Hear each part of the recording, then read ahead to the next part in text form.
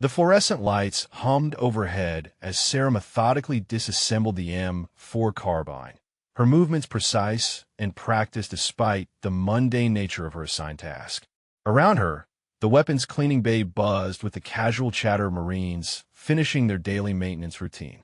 Most had already completed their work and headed to chow, leaving behind the distinctive smell of gun oil and cleaning solvent that had become as familiar to her as morning coffee. She ran the cleaning rod through the barrel with careful attention, checking for any residue that might affect accuracy. The other Marines saw this as grunt work, a necessary evil before they could move on to more exciting training exercises. But Sarah found something almost meditative in the process, understanding each weapon's intricate mechanisms in ways that went far beyond basic maintenance protocols. Before we dive deeper into this story, drop a comment and let us know what state you're watching from. Maybe you have military bases or families serving your area. Sergeant Martinez walked past, glancing at her methodical work. You sure take your time with those, Rodriguez. The others finished an hour ago. Sarah looked up briefly, offering a respectful nod. Just making sure everything's perfect, Sergeant. These weapons deserve that level of care. He shrugged and continued on, missing the way her fingers had instinctively identified a slight irregularity in the bolt carrier group that standard cleaning procedures would never catch. Sarah made a mental note to mention it to the armorer later, knowing that such attention to detail could mean the difference between life and death in combat situations that most of her peers had never experienced. The Hercules lifted off the runway with a thunderous roar, climbing steadily into the darkening sky. Sarah felt the familiar surge of adrenaline as the aircraft responded to her touch, but this time something felt different. The storm clouds ahead pulsed with an ominous energy that made her instruments flicker intermittently. As she gained altitude, her radio crackled with updates from other flights in the area. Multiple aircraft were requesting alternate routes or delays due to severe weather conditions. The smart move would be to turn back, wait for the system to pass, but Sarah knew the forward operating base was running dangerously low on medical supplies and ammunition. She adjusted her flight path slightly, threading between two massive storm cells that towered like dark mountains in the sky. The turbulence hit without warning, slamming the aircraft sideways and sending loose equipment clattering through the cargo hold. Most pilots would have immediately requested permission to abort the mission. Instead, Sarah's training kicked in, muscle memory guiding her hands as she compensated for the violent air currents. She had logged thousands of hours in conditions like this, though never on a routine supply run. Her fingers found the trim controls with surgical precision, adjusting for wind shear that would have challenged pilots with twice her supposed experience. The radio remained silent except for static. She was alone in the storm now, cut off from ground control and flying purely on instruments and instinct. Behind her, dismissive colleagues had no idea that Captain Sarah Chun had spent 3 years flying combat missions in Afghanistan before accepting what everyone assumed was a lesser assignment. Lightning split the sky around the Hercules as Sarah pushed deeper into the storm system. Ice began forming on her wings, and she activated the de-icing systems with practiced efficiency. The forward operating base was still 40 minutes out, but something on her radar screen caught her attention that made her blood run cold. Multiple aircraft signatures were moving in formation below her position, but they weren't following any flight plan she recognized. The patterns were wrong, the altitude too low for friendly aircraft, and they were converging on coordinates that matched exactly with Bravo Company's position at the forward operating base. Sarah's mind raced as she processed the tactical implications. Enemy aircraft meant an imminent attack, and Bravo Company had no idea what was coming.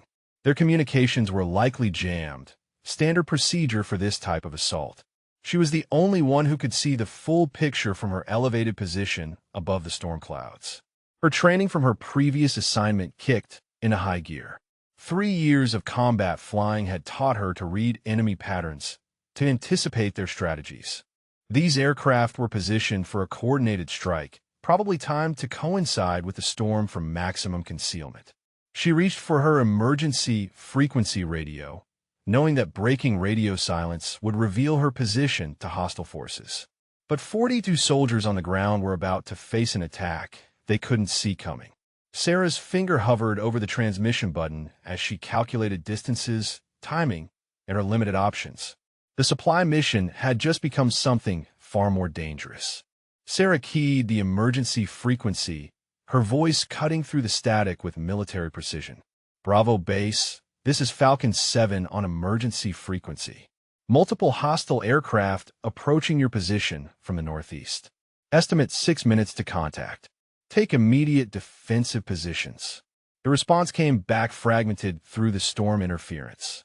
Falcon 7, say again your position and authority for tactical advisory. Sarah's jaw clenched. She had hoped to avoid revealing too much, but lives hung in the balance. Bravo Base, I have eyes on enemy formation from above the storm ceiling. Trust me on this one. Get your people to cover now. Below the cloud layer, she could see muzzle flashes beginning to light up the darkness around the forward operating base. The attack had begun ahead of schedule, probably triggered by her radio transmission. The enemy aircraft were descending rapidly, and she realized with growing dread that her warning had come too late for a clean evacuation. Sarah banked hard to the left, putting the Hercules into a controlled dive toward the storm clouds. Every instinct from her combat flying days told her to get closer, to assess the tactical situation firsthand. The supply aircraft wasn't designed for low-altitude maneuvering in combat conditions, but Sarah knew she could make it work. As she broke through the cloud ceiling, the scene below exploded into view. Tracer rounds lit up the night sky like deadly fireworks, and she could see soldiers scrambling for defensive positions. The enemy had achieved complete surprise, and Bravo Company was pinned down with nowhere to run.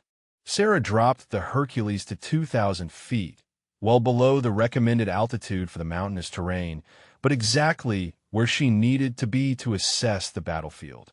The massive cargo aircraft shuddered as she pushed it through maneuvers it was never designed to handle, but her hands remained steady on the controls.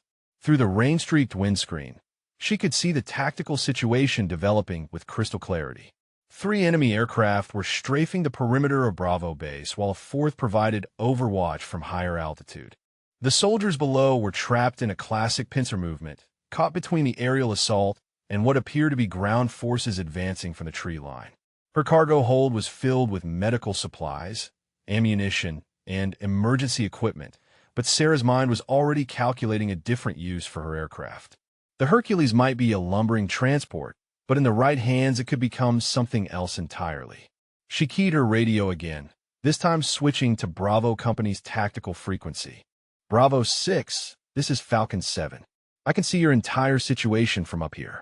You've got ground troops moving in from your 6 o'clock position. Break left toward the riverbank when I give you the signal. The reply came back strained and breathless. Falcon 7, we're pinned down hard. Can't move without cover. Sarah smiled grimly as she began her approach vector. That's what I'm here for, Bravo 6. Give me 30 seconds to draw their fire, then move on my mark. She pushed the throttles forward, diving toward the enemy aircraft with the determination of a pilot who had never forgotten how to fight. The Hercules screamed toward the first enemy aircraft at an angle that defied conventional transport flying doctrine. Sarah had turned a massive cargo plane into a battering ram, using its size and momentum as psychological warfare. The enemy pilot, caught completely off guard by the aggressive maneuver, broke off his strafing run and climbed sharply to avoid collision. That moment of distraction was exactly what Sarah needed. Bravo 6, move now, she commanded over the radio. Head for the riverbank while they're focused on me. Below, she could see soldiers sprinting across open ground toward better defensive positions. The enemy aircraft were regrouping, trying to understand why a transport plane was flying combat maneuvers in the middle of their coordinated attack. Sarah knew she had maybe 2 minutes before they adapted to her interference. She pulled the Hercules into a banking turn that stressed the airframe to its limits, positioning herself between the enemy aircraft and the fleeing soldiers. The cargo plane wasn't armed, but its sheer presence was disrupting the enemy's tactical plan. They couldn't ignore a 4-engine aircraft diving at them, even if it was supposedly harmless. The lead enemy pilot came about for a heat and pass, probably intending to eliminate the unexpected threat. Sarah watched him approach with the calm focus that had kept her alive through dozens of combat missions in Afghanistan. The enemy pilot thought he was facing a panicked transport driver. He was about to learn the difference between a supply runner and a combat veteran who had simply been flying different missions. The enemy fighter closed fast, its weapons systems locked onto the Hercules in what should have been an easy kill. Sarah waited until the last possible second before executing a maneuver that should have been impossible for an aircraft of her size and weight. She rolled the massive transport into a barrel roll, using the enemy pilot's own momentum against him. The fighter shot past her position, its pilot stunned by the unexpected aerobatics display. Sarah immediately dove after him, pushing the Hercules into a pursuit angle that turned the hunter into the hunted. The cargo plane's 4 turboprop engines screamed as she forced every ounce of performance from the aircraft. On the ground, Bravo Company had reached the riverbank and established a defensive perimeter, but they were still taking heavy fire from the remaining enemy aircraft. Sarah could see the tactical picture clearly from her elevated position.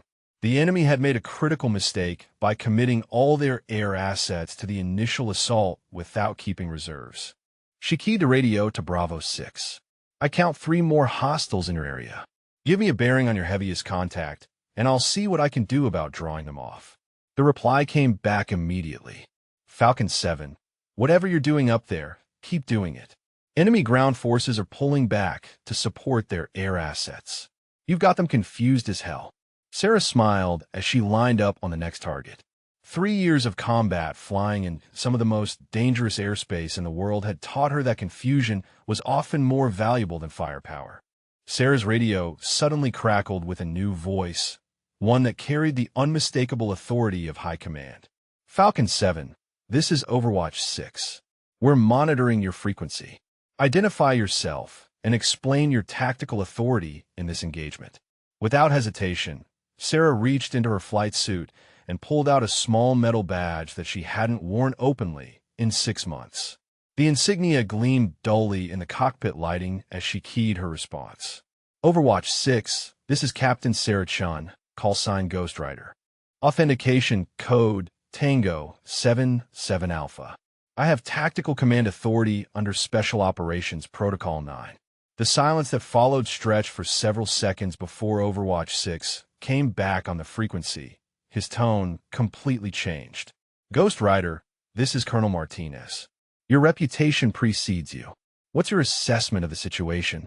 Sarah banked the Hercules around for another pass at the remaining enemy aircraft, her voice calm and professional despite the chaos around her. Sir, enemy force is approximately company strength with air support. They achieved initial surprise, but committed too early. I've disrupted their air coordination and Bravo Company has repositioned to defensible terrain. Recommend immediate close air support to exploit enemy confusion. Roger that, Ghost Rider. Fast movers are inbound to your location. Can you maintain tactical control until they arrive? Sarah lined up on another enemy aircraft that was harassing Bravo Company's position. Affirmative, Overwatch. I'll keep them busy until the cavalry arrives. The enemy pilots still thought they were dealing with a frightened transport driver. For F-16 Fighting Falcons screamed over the battlefield at low altitude, their afterburners painting streaks of fire across the storm-darkened sky. Sarah immediately switched to the tactical frequency to coordinate with the incoming fighters. Viper Flight, this is Ghost Rider. I have tactical control.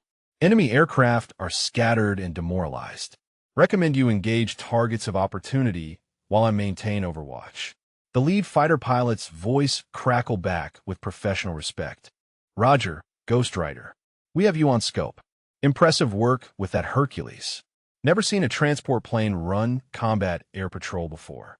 Sarah continued her aggressive maneuvering, keeping the enemy aircraft off balance while the F-16S moved into attack positions. The combination of her psychological warfare and conventional firepower created a devastating tactical synergy. Enemy pilots found themselves caught between an unpredictable transport plane and some of the most advanced fighter aircraft in the world. The first enemy aircraft went down in flames, victim to a Sidewinder missile that found its mark with surgical precision. The remaining hostiles immediately broke contact and fled toward the horizon, abandoning their ground forces and any hope of completing their mission objectives. Sarah pulled the Hercules into a wide orbit above the battlefield, watching as Bravo Company emerged from their defensive positions to secure the area. The storm was beginning to clear, revealing the full scope of the enemy's hasty retreat. Equipment and supplies lay scattered across the terrain, abandoned in their rush to escape. Colonel Martinez's voice came over the command frequency. "Ghost Rider, outstanding work. You've single-handedly turned a potential disaster into a decisive victory." Sarah brought the Hercules down for a landing at Bravo Base as the last of the enemy aircraft disappeared beyond the mountain range. The runway was scarred with bullet holes and debris, but her steady hands guided the massive transport to a perfect touchdown despite the challenging conditions.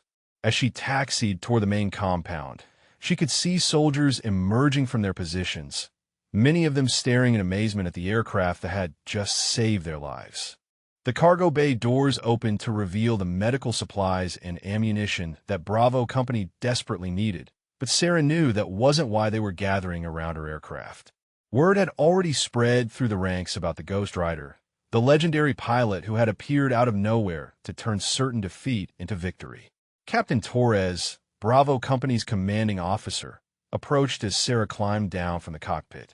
His weathered face showed a mixture of gratitude and professional curiosity.